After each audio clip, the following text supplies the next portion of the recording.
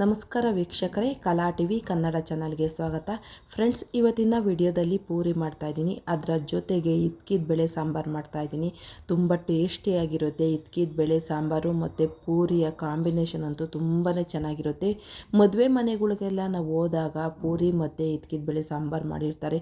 ಎಷ್ಟು ಚೆನ್ನಾಗಿರುತ್ತೆ, ತಿನ್ನೋದಕ್ಕಂತೂ ತುಂಬಾ ಚೆನ್ನಾಗಿರುತ್ತೆ. ಅದೇ ರೀತಿ ಇವತ್ತು ಯಾವ ರೀತಿ ತುಂಬ ಟೇಸ್ಟಿಯಾಗಿ ಪೂರಿನ ಮತ್ತು ಉಬ್ಬಿ ಬರೋ ಹಾಗೆ ಹೇಗೆ ಮಾಡೋದು ಮತ್ತು ಇದ್ಕಿದ ಬೇಳೆ ಸಾಂಬಾರನ್ನ ತುಂಬ ಟೇಸ್ಟಿಯಾಗಿ ಮದುವೆ ಮನೆ ಶೈಲಿಯಲ್ಲಿ ಹೇಗೆ ಮಾಡೋದು ಅಂತಂದ್ಬಿಟ್ಟು ಸರಳವಾಗಿ ನಿಮ್ಮ ಜೊತೆ ಹಂಚ್ಕೊತಾ ಇದ್ದೀನಿ. ಪೂರಿ ಎಲ್ಲ ಮಾಡಬೇಕಾದ್ರೆ ಒಂದೊಂದು ಉಬ್ಬೋದೇ ಇಲ್ಲ, ತುಂಬ ಗಟ್ಟಿ ಇರುತ್ತೆ. ಇಲ್ಲ ಅಂತಂದರೆ ಒಳಗಡೆ ಎಲ್ಲನ ಸಾಫ್ಟಾಗಿರುತ್ತೆ, ಬೆಂದಿರೋದಿಲ್ಲ, ಹಿಟ್ಟೆಲ್ಲ ಹಾಗೆ ಇರುತ್ತೆ. ಆದರೆ ಇವತ್ತು ಹೇಳೋ ಮೆಜರ್ಮೆಂಟಲ್ಲಿ ನೀವು ಮಾಡಿದ್ರೆ ತುಂಬಾ ಟೇಸ್ಟಿಯಾಗಿ ಮತ್ತು ಉಬ್ಬಿ ಬಂದಿರುತ್ತೆ, ಒಳಗಡೆ ಎಲ್ಲನ ಬೆಂದಿರುತ್ತೆ, ಮೇಲ್ಗಡೆ ಕ್ರಿಸ್ಪಿಯಾಗಿರುತ್ತೆ.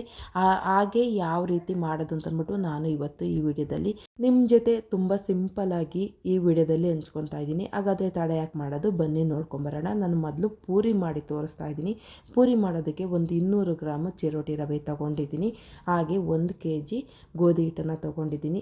ನಾನು 1 kg ಹಿಟ್ಟನ್ನು ಕಲಿಸ್ಕೊತಾ ಇದ್ದೀನಿ. ನಿಮ್ಮ ಮನೇಲಿ ಜನ ಜಾಸ್ತಿ ಇದ್ದರೆ ಇಷ್ಟು ಮಾಡ್ಕೊಳ್ಳಿ, ಇಲ್ಲಾಂದರೆ ಕಡಿಮೆ ಮಾಡ್ಕೊಳ್ಳಿ. ರುಚಿಗೆ ತಕ್ಕಷ್ಟು ಉಪ್ಪು ಹಾಕ್ಬಿಟ್ಟು ಉಪ್ಪೆಲ್ಲ ಹಿಟ್ಟಿಗೂ ಹೊಂದ್ಕೊಳಾಗಿ ನಾನು ಮಿಕ್ಸ್ ಮಾಡ್ಕೊತಾ ಇದ್ದೀನಿ. ಮೊದಲೇ ಒಣ ಹಿಟ್ಟಲ್ಲಿ ಉಪ್ಪೆಲ್ಲನ ಎಲ್ಲದಕ್ಕೂ ಹೊಂದ್ಕೊಳಾಗಿ ನಾವು ಮಿಕ್ಸ್ ಮಾಡ್ಕೊಬೇಕಾಗುತ್ತೆ. ನೋಡಿ, ಇಲ್ಲಿ ನಾನು ಕಲ್ಲಿನ ಮೇಲೇ, ಕಡಪ ಕಲ್ಲಿನ ಮೇಲೇ ಕಲಿಸ್ಕೊತಾ ಇರೋದ್ರಿಂದ ತುಂಬ ಈಸಿಯಾಗಿ ಬೇಗನೆ ನಾವು ಮಾಡ್ಕೊಬೋದು. ಒಂದು ಸ್ವಲ್ಪನೇ ನೋಡಿಕೊಂಡು ನೀರು ಹಾಕ್ಕೊಂಡು ಕಲಿಸ್ಕೊಬೇಕಾಗುತ್ತೆ. ಯಾಕೆಂದರೆ ತುಂಬ ಜಾಸ್ತಿ ಕಲಿಸ್ಬಿಟ್ರೆ ಹಿಟ್ಟು ಹದವಾಗಿ ಬರೋದಿಲ್ಲ. ಹಾಗಾಗಿ ನೋಡಿಕೊಂಡು ನಾವು ನೀರು ಹಾಕ್ಕೊಂಡು ನಾವು ಚಪಾತಿ ಹಿಟ್ಟನ್ನು ಯಾವ ಹದದಲ್ಲಿ ಕಲಿಸ್ಕೊತೀವೋ ಅದೇ ಹದದಲ್ಲಿ ಕಲಿಸ್ಕೊಬೇಕಾಗುತ್ತೆ. ನೋಡಿ, ಹೀಗೆ ಕಡಪ ಕಲ್ಲಿದ ಮೇಲೆ ನಾವು ಕಲಿಸೋದ್ರಿಂದ ಬೇಗನೆ ಕಲಿಸ್ಬೋದು. ಹಾಗಾಗಿ ನಾನು ಯಾವಾಗಲೂ ಬೇಗ ಮಾಡಬೇಕು, ಸ್ಕೂಲ್ಗೆ ಹೋಗ್ಬೇಕಾದ್ರೆ ಎಲ್ಲನ ಟೈಮ್ ಇರೋದಿಲ್ವಲ್ಲ, ಆ ಸಮಯದಲ್ಲಿ ನಾವೆಲ್ಲ ಬೇಗ ಮಾಡಬೇಕು ಅಂದರೆ ಕಡಪ ಕಲ್ಲಲ್ಲಿ ಕಲಿಸ್ಕೊಂಡು 2 ಕೈಯಲ್ಲಿ ಬೇಗ ನಾದ್ಕೊಬೋದು. ಹಾಗಾಗಿ ನಾನು ಕಡಪ ಕಲ್ಲಿನ ಮೇಲೆ ಕಲಿಸ್ಕೊತಾ ಇದ್ದೀನಿ. ಕೊನೆಯದಾಗಿ 1 ಸ್ಪೂನು ಎಣ್ಣೆ ಹಾಕ್ಬಿಟ್ಟು ನಾನು ಎಲ್ಲ ಹಿಟ್ಗೂ ಹೊಂದ್ಕೊಳೋ ಹಾಗೆ ಎಣ್ಣೆ ಎಲ್ಲ ಹೊಂದ್ಕೊಳೋ ಹಾಗೆ ಮಿಕ್ಸ್ ಮಾಡ್ಕೊತಾ ಇದ್ದೀನಿ ಇನ್ನೊಂದು ಸಲ.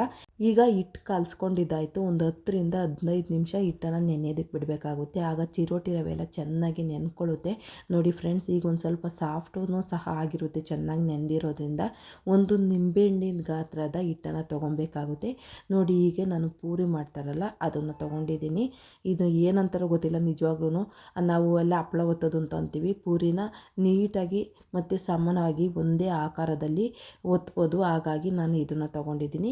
ಇದ್ರ ಮೇಲ್ಗಡೆ ಒಂದು ಪೇಪರ್ ಹಾಕ್ಕೊಬೇಕಾಗುತ್ತೆ. ನಮಗೆ ಪೇಪರ್ ಯಾವ ಥರ ಇರುತ್ತೋ, ಕವರ್ ಇರುತ್ತಲ್ಲ, ಆ ಕವರನ್ನು ಹಾಕ್ಕೊಂಡು ಒಂದು ಸ್ವಲ್ಪ ಮೇಲ್ಗಡೆ ಎಣ್ಣೆನ ಸವರ್ಬಿಟ್ಟು ಆಮೇಲೆ ಉಂಡೆನ ಇಟ್ಬಿಟ್ಟು ನಾವು ಈ ರೀತಿ ಫ್ರೆಶ್ ಮಾಡಬೇಕಾಗುತ್ತೆ. ನೋಡಿ, ನಾನು ಇಲ್ಲಿ ಒಂದು ಎಣ್ಣೆ ಕವರ್ ತೊಗೊಂಡಿದ್ದೀನಿ. ಎಣ್ಣೆ ಕವರ್ ತೊಗೊಳೋದ್ರಿಂದ ತುಂಬ ಅದು ಒಂದು ಸ್ವಲ್ಪ ನೈಸಾಗಿರೋದ್ರಿಂದ ಚೆನ್ನಾಗಿ ಪೂರಿಗಳೆಲ್ಲ ಬರುತ್ತೆ, ಅಂಟ್ಕೊಳೋದಿಲ್ಲ. ಇಲ್ಲಾಂದರೆ ಸೀರೆ ಕವರ್ ಇರುತ್ತಲ್ಲ, ಆ ಸೀರೆ ಕವರನ್ನು ಸಹ ತೊಗೊಬೋದು. ನಮ್ಮಲ್ಲಿ ಯಾವುದು ಅವೈಲೇಬಲ್ ಇರುತ್ತೋ ಅದನ್ನು ತೊಗೊಳೋದು. ನೋಡಿ, ಹೀಗೆ ಒಂದು ನಿಂಬೆಹಣ್ಣಿನ ಗಾತ್ರದ ಉಂಡೆಗಳ್ನ ತೊಗೊಂಡು ಎಲ್ಲನೂ ಒಂದು 5 ರಿಂದ 6 ನಮಗೆ ಎಷ್ಟು ಬೇಕೋ ಅಷ್ಟು ಮಾಡಿ ಇಟ್ಕೊಬೇಕಾಗುತ್ತೆ. ಒಂದು 5 ರಿಂದ 6 ಮಾಡ್ಕೊಳೋದೇ ಬೆಟರು. ಯಾಕೆಂತಂದರೆ ಅದೊಂದು ಸ್ವಲ್ಪ ಬೇರೆ ಕಡೆಯಲ್ಲಿ ಹಾಕಿರ್ತೀವಲ್ಲ, ಅಂಟ್ಕೊಳ್ಳುತ್ತೆ, ಇಲ್ಲ ಅಂತಂದರೆ ಒಣಗ್ದಂಗೆ ಆಗಿರುತ್ತೆ. ನಾವೆಲ್ಲ ಒತ್ತಾದಮೇಲೆ ಎಣ್ಣೆ ಮೊದಲು ಕಾಯೋದಕ್ಕೆ ಇಟ್ಬಿಟ್ಟು ಈ ರೀತಿ ಒಂದು 5 ರಿಂದ 6 ಮಾಡಿಟ್ಕೊಂಡು ಒಂದು ನಿಂಬೆಹಣ್ಣಿನ ಗಾತ್ರದ ಉಂಡೆ ತೊಗೊಂಡ್ರೆ ಸಾಮಾನ್ಯವಾಗಿ ಪೂರಿಗಳೆಲ್ಲ ಎಷ್ಟು ಮೆಜರ್ಮೆಂಟಲ್ಲಿರುತ್ತೋ ಅಷ್ಟು ಅಗಲವಾಗಿ ನಾವು ಮಾಡ್ಕೊಬೋದು. ಅಷ್ಟು ಉಂಡೆ ಸಾಕಾಗುತ್ತೆ. ಇಲ್ಲಾಂದರೆ ಸ್ಕೂಲ್ ಇಲ್ಲದ ಟೈಮಲ್ಲಿ ಮಕ್ಕಳು ದೊಡ್ಡದಾಗಿ ಪೂರಿ ಮಾಡಿಕೊಡಿ ಅಂದಾಗ ನಾವು ದೊಡ್ಡದಾಗಿ ಮಾಡಿಬಿಟ್ಟು ಕೊಡ್ಬೋದು. ಇಲ್ಲ ಅಂತಂದರೆ ಇಷ್ಟ ಅಗಲ ಸಾಕಾಗುತ್ತೆ ಬಾಕ್ಸ್ಗೆಲ್ಲ ಹಾಕೋದಕ್ಕೆ. ಒಳ್ಳೆ ಹದ ಇದು. ನೋಡಿ, ಹೀಗೆ ನಾನು ಮಾಡಿಟ್ಕೊಂಡಿದ್ದೀನಿ. ಎಣ್ಣೆನ ಕಾಯೋದಕ್ಕೆ ಇಟ್ಕೊಂಡು ಮತ್ತು ಈಗ ಎಣ್ಣೆ ಬಿಸಿ ಆದಮೇಲೆ ನಾವು ಪೂರಿನ ಯಾವಾಗಲೂ ಎಣ್ಣೆ ಜಾಸ್ತಿ ಒಂದು ಸ್ವಲ್ಪ ಬಿಸಿಯಾಗಿರಬೇಕು. ಅದಾದಮೇಲೆ ನಾವು ಪೂರಿನ ಹಾಕ್ಬಿಟ್ಟು ನೋಡಿ, ಒಂದು ಸೌಟಿನ ಸಹಾಯದಿಂದ ನಾವು ಈ ರೀತಿ ಎಣ್ಣೆನ ಪೂರಿಯ ಮೇಲ್ಭಾಗಕ್ಕೆ ಹಾಕಿದ್ರೆ ಬೇಗ ಎಲ್ಲ ಚೆನ್ನಾಗಿ ಉಬ್ಕೊಳ್ಳುತ್ತೆ. ಈ ಥರ ಮಾಡೋದ್ರಿಂದ ಚೆನ್ನಾಗಿ ಒಳಗಡೆನೂ ಬೇಯುತ್ತೆ ಮತ್ತು ಮೇಲ್ಗಡೆ ಪೂರಿ ಎಲ್ಲ ಕ್ರಿಸ್ಪಿಯಾಗಿರುತ್ತೆ. ನೋಡಿ, ನಾವೀಗ ಹಾಕ್ತಾಯಿದ್ರೆ ಎಷ್ಟು ಚೆನ್ನಾಗಿ ಪೂರಿ ಎಲ್ಲ ಉಬ್ಬಿ ಬರುತ್ತೆ ಅಂತಂದ್ಬಿಟ್ಟು ನೀವು ನೋಡ್ತಾ ಇದ್ರೇ ಈ ವಿಡಿಯೋ ನೋಡ್ತಾ ಇದ್ರೆ ಗೊತ್ತಾಗುತ್ತೆ. ಒಂದು 5ರಿಂದ 6 ಪೂರಿನ ನಾವು ಇದೇ ರೀತಿ ಲೊಟ್ಟಿಸ್ಕೊಂಡು ಇಟ್ಕೊಂಡಿದ್ರೆ ನಾವು ಆರಾಮಾಗಿ ಪೂರಿನ ಮಾಡ್ಕೊಬೋದು. ನೋಡಿ ಹೀಗೆ ತುಂಬ ಈಸಿಯಾಗಿ ಮಾಡ್ಬೋದು. ಆದಷ್ಟು ಪೂರಿ ಮಾಡಬೇಕಾದ್ರೆ ಒಂದು ಸ್ವಲ್ಪ ಎಣ್ಣೆ ಜಾಸ್ತಿ ಬೇಕಾಗುತ್ತೆ. ಎಣ್ಣೆ ಜಾಸ್ತಿ ಇದ್ರೇ ಚೆನ್ನಾಗಿ ಉಬ್ಬೋದು, ಇಲ್ಲಾಂತಂದರೆ ಒಂದು ಸ್ವಲ್ಪ ಹಪ್ಪಳ ಥರ ಎಲ್ಲ ಆಗೋಗುತ್ತೆ. ಹಾಗಾಗಿ ಪೂರಿ ಮುಳುಗೋವಷ್ಟು ಎಣ್ಣೆ ಹಾಕಲೇಬೇಕಾಗುತ್ತೆ. ನೋಡಿ ಎಲ್ಲನೂ ನಾನು ಇದೇ ರೀತಿ ಕರ್ಕೊತಾ ಇದ್ದೀನಿ. ಎಷ್ಟು ಚೆನ್ನಾಗಿ ಬರ್ತಾಯಿದೆ, ನಿಮಗೆ ನೋಡಿದ್ರೇ ಗೊತ್ತಾಗ್ತಾ ಇದೆ ಎಷ್ಟು ಪರ್ಫೆಕ್ಟಾಗಿ ಪೂರಿ ಎಲ್ಲ ರೆಡಿಯಾಗಿದೆ ಅಂತಂದ್ಬಿಟ್ಟು. ನೀವು ಈ ವಿಡಿಯೋದಲ್ಲಿ ನೋಡಿದ್ರೇ ಗೊತ್ತಾಗುತ್ತೆ. ನಾನು ಹೇಳಿದ ಮೆಜರ್ಮೆಂಟಲ್ಲಿ ಮಾಡಿ ಫ್ರೆಂಡ್ಸ್, ತುಂಬಾ ಚೆನ್ನಾಗಿರುತ್ತೆ. ಚಿರೋಟಿ ರವೆ ಹಾಕಿದ್ರೇ ಅದು ಒಂದು ಸ್ವಲ್ಪ ಕ್ರಿಸ್ಪಿಯಾಗಿ ಬರೋದು, ಇಲ್ಲಾಂತಂದರೆ ತುಂಬ ಮೆತ್ತಗೆ ಆ ಥರ ಎಲ್ಲ ಇರುತ್ತೆ. ನಮಗೆ ಕ್ರಿಸ್ಪಿ ಬೇಕು ಅಂದರೆ ಚಿರೋಟಿ ರವೆನ ಹಾಕ್ಕೊಬೋದು, ಇಲ್ಲಾಂತಂದರೆ ಗೋಧಿ ಹಿಟ್ಟಲ್ಲಿ ಮಾಡ್ಕೊಂಡ್ರೂ ಆಗುತ್ತೆ. ಒಂದು ಸ್ವಲ್ಪ ಕ್ರಿಸ್ಪಿ ಇರೋದಿಲ್ಲ ಅಷ್ಟೇ. ಹಾಗಾಗಿ ಕ್ರಿಸ್ಪಿ ಬೇಕು ಅಂತಂದರೆ ಚಿರೋಟಿ ರವೆ ಹಾಕ್ಕೊಂಡು ನೀವು ಪೂರಿನ ಮಾಡ್ಕೊಬೋದು, ಇಲ್ಲಾಂದರೆ ಗೋಧಿ ಹಿಟ್ಟಲ್ಲೇ ಮಾಡ್ಕೊಬೋದು. ನೋಡಿದ್ರಲ್ಲ ಫ್ರೆಂಡ್ಸ್, ಎಷ್ಟು ಸಿಂಪಲ್ಲಾಗಿ ಟೇಸ್ಟಿಯಾದ ಪೂರಿನ ರೆಡಿ ಮಾಡ್ಕೊಬೋದು ಅಂತಂದ್ಬಿಟ್ಟು ನಾನು ಈ ವಿಡಿಯೋದಲ್ಲಿ ನಿಮ್ಮ ಜೊತೆ ಸರಳವಾಗಿ ಹಂಚ್ಕೊಂಡಿದ್ದೀನಿ. ಈ ವಿಡಿಯೋ ನಿಮ್ಮೆಲ್ಲರಿಗೂ ಇಷ್ಟ ಆಗಿದೆ ಅಂತ ನಾನು ತಿಳ್ಕೊತಾ ಇದ್ದೀನಿ. ಪೂರಿಯನ್ನು ರೆಡಿ ಮಾಡ್ಕೊಂಡಿದ್ದಾಯಿತು, ಅದಕ್ಕೆ ಬೇಕಾಗಿರುವ ಕಾಂಬಿನೇಷನ್ನ ರೆಡಿ ಮಾಡ್ಕೊಬೇಕಲ್ವ. ಹಾಗಾಗಿ ನಾನು ಇವತ್ತು ಇದ್ಕಿದ ಬೇಳೆ ಸಾಂಬಾರನ್ನ ತುಂಬ ಟೇಸ್ಟಿಯಾಗಿ ಬಟ್ರ್ ಸ್ಟೈಲಲ್ಲಿ ಯಾವ ರೀತಿ ಮಾಡ್ಬೋದು ಅಂತ ಅಂದ್ಬಿಟ್ಟು ಸರಳವಾಗಿ ನಿಮ್ಮ ಜೊತೆ ಹಂಚ್ಕೊತಾ ಇದ್ದೀನಿ. ಬನ್ನಿ ತಡೆಯಾಕೆ ಮಾಡೋದು ನೋಡ್ಕೊಂಬರೋಣ. ನಾನು ಇದ್ಕಿದ ಬೇಳೆ ಸಾಂಬಾರು ಮಾಡೋದಕ್ಕೆ ಮೊದಲು ಒಗ್ಗರಣೆ ಹಾಕ್ಕೊತಾ ಇದ್ದೀನಿ.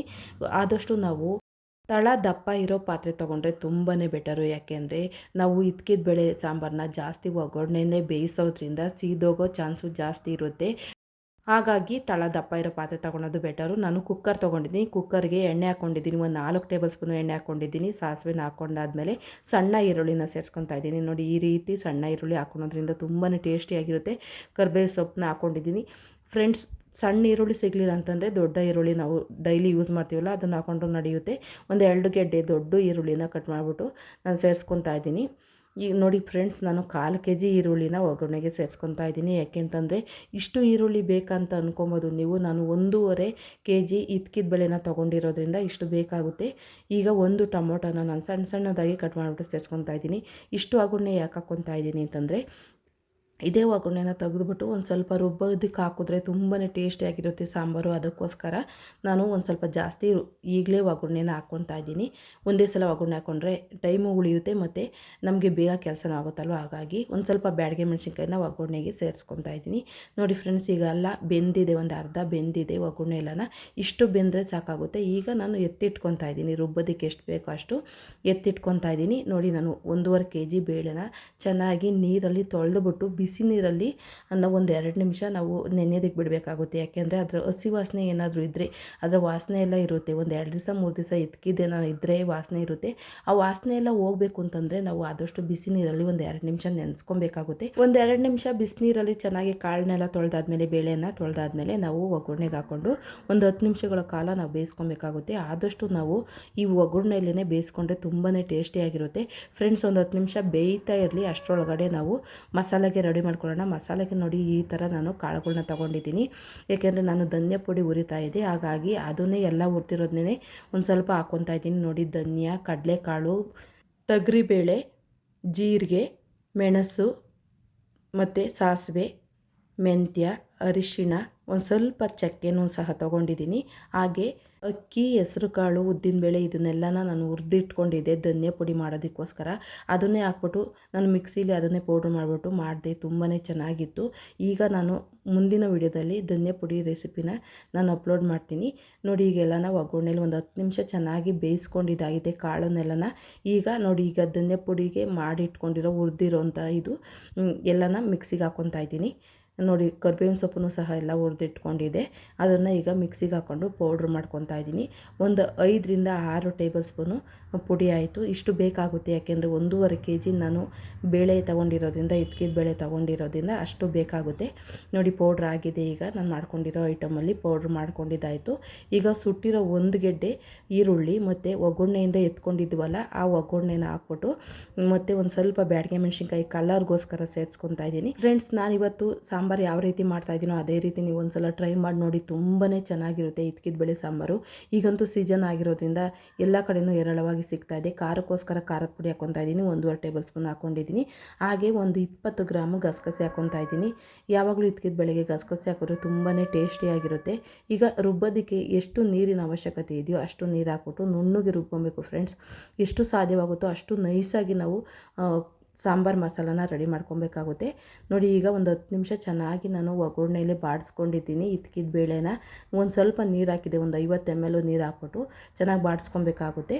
ಇದ್ಕಿದ ಬೇಳೆನ ಒಂದು 10 ನಿಮಿಷ ಚೆನ್ನಾಗಿ ಒಗ್ಗರಣೆಯಲ್ಲಿ ಬಾಡಿಸ್ಕೊಂಡಿದ್ದೀನಿ. ಕಲರು ಸಹ ಚೇಂಜ್ ಆಗಿದೆ. ಒಂದು 50 ml ನೀರು ಹಾಕ್ಬಿಟ್ಟು ನಾವು ಒಗ್ಗರಣೆಯಲ್ಲಿ ಬಾಡಿಸ್ಕೊಬೇಕಾಗುತ್ತೆ. ಈಗ ರುಬ್ಬಿರೋ ಮಸಾಲಾನ ಸೇರಿಸ್ಬಿಟ್ಟು ಒಂದು 3ರಿಂದ 4 ನಿಮಿಷ ನಾವು ಚೆನ್ನಾಗಿ ಹಸಿ ವಾಸನೆ ಹೋಗೋವರೆಗೂ ಬಾಡಿಸ್ಕೊಬೇಕು. ಈಗ ರುಬ್ಬಿರೋಂಥ ಮಸಾಲ ರುಬ್ಬಿದ್ವಲ್ಲ, ಅದೇ ಮಿಕ್ಸಿ ಜಾರ್ಗೆ 1 ಹೋಳು ತೆಂಗಿನಕಾಯಿನ ನಾನು ಸಣ್ಣದಾಗಿ ಕಟ್ ಮಾಡಿಬಿಟ್ಟು ಹಾಕ್ಕೊತಾ ಇದ್ದೀನಿ.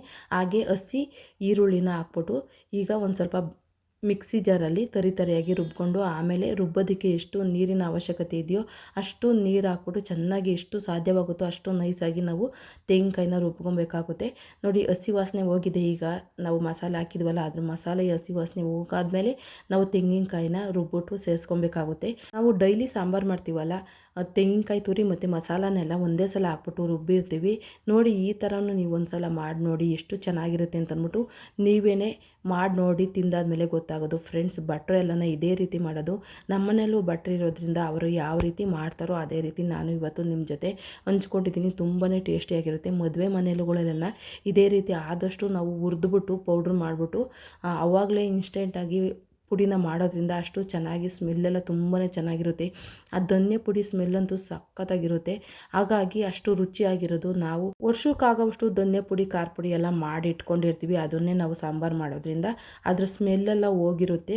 ಅಷ್ಟು ಚೆನ್ನಾಗಿರೋದಿಲ್ಲ. ಹೀಗೆ ವಿಭಿನ್ನವಾಗಿ ನಾವು ಟೇಸ್ಟಿಯಾದ ಸಾಂಬಾರು ಮತ್ತು ಸ್ಪೆಷಲಾಗಿ ಮಾಡಬೇಕು ಅಂದರೆ ಧನ್ಯ ಪುಡಿನ ಮತ್ತು ಸಾಂಬಾರು ಪುಡಿನ ಆವಾಗಲೇ ಹುರಿದ್ಬಿಟ್ಟು ಕಾಳುಗಳನ್ನೆಲ್ಲ ಹುರಿದ್ಬಿಟ್ಟು ನಾವು ಪೌಡ್ರ್ ಮಾಡಿಕೊಂಡ್ರೆ ತುಂಬಾ ಟೇಸ್ಟಿಯಾಗಿರುತ್ತೆ. ನೀವು ಒಂದು ಸಲ ನಿಮ್ಗೆ ಏನಾರ ಸ್ಪೆಷಲ್ ಸಾಂಬಾರು ಮಾಡಬೇಕು ಅಂದರೆ, ತರಕಾರಿ ಸಾಂಬಾರು ಮಾಡಬೇಕಂದ್ರೂ ಅಷ್ಟೇ ಫ್ರೆಂಡ್ಸ್, ನಾವು ಆವಾಗಲೇ ಹುರಿದ್ಬಿಟ್ಟು ಮಾಡಿದ್ರೆ ತುಂಬಾ ಟೇಸ್ಟಿಯಾಗಿರುತ್ತೆ. ಬಿಸಿನೀರನ್ನ ಕಾಸಿ ಇಟ್ಕೊಂಡಿದ್ದೆ. ಆ ಬಿಸಿನೀರನ್ನ ಎಷ್ಟು ಬೇಕೋ ಸಾಂಬಾರು ಅಷ್ಟು ನೀರನ್ನು ಸೇರಿಸ್ಕೊಂಡಿದ್ದೀನಿ. ಈಗ ರುಚಿಗೆ ತಕ್ಕಷ್ಟು ಉಪ್ಪನ್ನು ಹಾಕ್ಕೊತಾ ಇದ್ದೀನಿ. ಆದಷ್ಟು ಕಲ್ಲುಪ್ಪು ಹಾಕ್ಕೊಬೇಕು. ಹಾಗೆ ಒಂದು ಸ್ವಲ್ಪ ಪಿಂಕ್ ಸಾಲ್ಟನ್ನು ಸೇರಿಸ್ಕೊತಾ ಇದ್ದೀನಿ. ನೀರು ಹಾಕಿ ಮತ್ತು ಉಪ್ಪು ಖಾರ ಎಲ್ಲ ಹಾಕಾದ್ಮೇಲೆ ಒಂದು 3ರಿಂದ 4 ನಿಮಿಷ ಕುದಿಸ್ಕೊಂಡ್ರೆ ಸಾಕಾಗುತ್ತೆ. ಯಾಕೆಂದರೆ ಒಂದು 3/4 ಭಾಗ ಮಾತ್ರ ನಾವು ಕಾಳನ್ನ ಬೇಯಿಸ್ಕೊಬೇಕು. ಇಲ್ಲಾಂದರೆ ತುಂಬ ಹೊತ್ತು ಜಾಸ್ತಿ ಬೇಯಿಸ್ಬಿಟ್ರೆ, ಒಂದೇ ಸಲ ಬೇಯಿಸ್ಬಿಟ್ರೆ ನಾವು ಇನ್ನೊಂದು ಸಲ ಬಿಸಿ ಮಾಡೋದ್ರೊಳಗಡೆ ಎಲ್ಲ ಫುಲ್ಲು ಬೇಳೆ ಒಂದೂ ಇರೋದಿಲ್ಲ, ಎಲ್ಲ ಸಾಂಬಾರು ಆಗೋಗಿರುತ್ತೆ. ಅಷ್ಟು ಬೇಗ ಬೇಯುತ್ತೆ ಬೇಳೆ. ಹಾಗಾಗಿ ನಮಗೊಂದು 3/4 ಭಾಗ ಇನ್ನು ಬೇಯೋದಕ್ಕಿದೆ ಅಂತ ಅನ್ನೋದ್ರೊಳಗೆ, 1/4 ಭಾಗ ಬೇಯೋದಕ್ಕಿದೆ ಅನ್ನೋ ಟೈಮಲ್ಲಿ ನಾವು ಆಫ್ ಮಾಡ್ಕೊಬೇಕಾಗುತ್ತೆ. ಆ ಬಿಸಿ ಒಳಗಡೆ ಚೆನ್ನಾಗಿ ಇದ್ಕಿದ ಬೇಳೆ ಬೇಯ್ಕೊಳ್ಳುತ್ತೆ. ನೋಡಿ, ಒಂದು 3ರಿಂದ 4 ನಿಮಿಷ ನಾನು ಮಸಾಲೆ ಹಾಕಾದ್ಮೇಲೆ ಬೇಯಿಸ್ಕೊತಾ ಇದ್ದೀವಿ. ಅದರೊಳಗೂ ನಾವು ಬಿಸಿ ನೀರು ಹಾಕಿರೋದ್ರಿಂದ ತುಂಬಾ ಬೇಗ ಸಾಂಬಾರಾಗುತ್ತೆ. ನೋಡಿದ್ರಲ್ಲ ಫ್ರೆಂಡ್ಸ್, ಎಷ್ಟು ಸರಳವಾಗಿ ತುಂಬ ಟೇಸ್ಟಿಕರವಾದ ಇದ್ಕಿದ ಬೇಳೆ ಸಾಂಬಾರನ್ನ ಭಟ್ರು ಸ್ಟೈಲಲ್ಲಿ, ಅಂದರೆ ಮದುವೆ ಮನೆ ಶೈಲಿಯಲ್ಲಿ ಯಾವ ರೀತಿ ತುಂಬ ಸಿಂಪಲ್ಲಾಗಿ ನಾವು ಸರಳವಾಗಿ ಮಾಡ್ಕೊಬೋದು ಅಂತಂದ್ಬಿಟ್ಟು ನಾನು ಈ ವಿಡಿಯೋದಲ್ಲಿ ಆದಷ್ಟು ನಿಮಗೆ ಸರಳವಾಗಿ ತಿಳಿಸ್ಕೊಟ್ಟಿದ್ದೀನಿ. ಈ ವಿಡಿಯೋ ನಿಮ್ಮೆಲ್ಲರಿಗೂ ಇಷ್ಟ ಆಗಿದೆ ಅಂತ ನಾನು ತಿಳ್ಕೊತಾ ಇದ್ದೀನಿ. ಈಗಂತೂ ಅವರೆಕಾಳು ಕಾಲ ಆಗಿರೋದ್ರಿಂದ ನಮಗೆ ಇದ್ಕಿದ ಬೇಳೆನೂ ಸಹ ಸಿಗುತ್ತೆ. ಮಾರ್ಕೆಟ್ಗಳಲ್ಲೆಲ್ಲ ಇದ್ಕಿದ ಬೇಳೆನೂ ಸಿಗುತ್ತೆ. ನಮ್ಮ ಕೈಲಿ ಇತ್ಕೋದಕ್ಕೆ ಮತ್ತು ಸುಲಿಯೋದಕ್ಕೆ ಅವರೆಕಾಳೆಲ್ಲ ಆಗೋದಿಲ್ಲ ಅಂತಂದರೆ, ನಮಗೆ ಬೇರೆಯವರು ನಮಗೆ ಗೊತ್ತಿರೋರಿಗೆಲ್ಲ ಹೇಳಿದ್ರೆ ಆರಾಮಾಗಿ ಮಾರ್ಕೆಟಲ್ಲಿ ನಾವು ಎಲ್ಲಿ ತೊಗೊಂಡಿರ್ತೀವೋ ಅಲ್ಲೇ ನೀವು ಸುಲ್ಕೊಡ್ತೀರ ಅಂತ ಕೇಳಿದ್ರೆ ಆರಾಮಾಗಿ ಸುಲ್ಕೊಡ್ತಾರೆ ಅವರು. ಅವ್ರಿಗೆ ಟೈಮ್ ಇದ್ದರೆ ಎಲ್ಲ ಸುಲ್ಕೊಡ್ತಾರೆ. ನಾವು ಮೊದಲೆಲ್ಲ ಅವರೆಕಾಯಿ ತಂದಾಗ ಸುಲಿಯೋದಾರು ಎತ್ಕೋದಾರು ಅಂತಂದ್ಬಿಟ್ಟು ನಮಗೆ ಮಾಡ್ತಿರಲೇ ಇರಲಿಲ್ಲ. ಈಗಂತೂ ನಮಗೆ ರೆಡಿಮೇಡ್ ಬೇಳೆ ಎಲ್ಲನೂ ಸಿಗುತ್ತೆ. ಮಾರ್ಕೆಟ್ಗಳಲ್ಲೆಲ್ಲ ಇದ್ಕಿದ ಬೇಳೆ ಎಲ್ಲ ಸಿಗ್ತಾ ಇರುತ್ತೆ. ನಮಗೆ ಬೇಕಾದಾಗ ನಾವು ಆರಾಮಾಗೆ ಮಾಡ್ಕೊಬೋದು. ನೋಡಿದ್ರಲ್ಲ, ಪೂರಿ ಮತ್ತು ಇದ್ಕಿದ ಬೇಳೆ ಸಾಂಬಾರನ್ನ ತುಂಬ ಟೇಸ್ಟಿಯಾಗಿ ಮತ್ತು ಹಾಗೆ ಸರಳವಾಗಿ ನಿಮ್ಮ ಜೊತೆ ಮಾಡಿ ನಾನು ತೋರಿಸಿದ್ದೀನಿ. ಈ ವಿಡಿಯೋ ನಿಮ್ಮೆಲ್ಲರಿಗೂ ಇಷ್ಟ ಆಗಿದೆ ಅಂತ ನಾನು ತಿಳ್ಕೊತಾ ಇದ್ದೀನಿ. ಮಕ್ಕಳಂತೂ ತುಂಬ ಇಷ್ಟಪಟ್ಟು ತಿಂತಾರೆ. ಲಂಚ್ ಬಾಕ್ಸ್ಗೆ ಹಾಕಿದ್ರೆ ಖಾಲಿ ಮಾಡ್ಕೊಂಬರ್ದಲ್ಲೇ ಇರೋದೇ ಇಲ್ಲ. ಇವತ್ತಿನ ವಿಡಿಯೋ ನಿಮ್ಮೆಲ್ಲರಿಗೂ ಇಷ್ಟ ಆಗಿದ್ದರೆ ಕಲಾ ಟಿವಿ ಕನ್ನಡ ಚಾನಲ್ನ ಸಬ್ಸ್ಕ್ರೈಬ್ ಮಾಡ್ಕೊಳ್ಳೋದ್ರ ಮೂಲಕ ನನಗೆ ಸಪೋರ್ಟ್ ಮಾಡಿ. ಹಾಗೆ ಈ ವಿಡಿಯೋಕ್ಕೊಂದು ಲೈಕ್ ಕೊಡಿ. ನಿಮ್ಗೆ ಗೊತ್ತಿರೋರಿಗೆ, ನಿಮ್ಮ ಹಿತೈಷಿಗಳಿಗೆ ಈ ವಿಡಿಯೋನ ಶೇರ್ ಮಾಡಿ. ನಿಮ್ಮ ಬಿಡುವಿಲ್ಲದ ಸಮಯದಲ್ಲಿ ಬಿಡು ಮಾಡಿಕೊಂಡು ಈ ಚಾನಲ್ನ ಓಪನ್ ಮಾಡಿ ಕೊನೆವರೆಗೂ ಈ ವಿಡಿಯೋ ನೋಡೋದಕ್ಕೆ ಧನ್ಯವಾದಗಳು. ಮತ್ತೊಂದು ಹೊಸ ವಿಡಿಯೋದೊಂದಿಗೆ ಭೇಟಿಯಾಗೋಣ. ಧನ್ಯವಾದಗಳು ಫ್ರೆಂಡ್ಸ್. Thank you.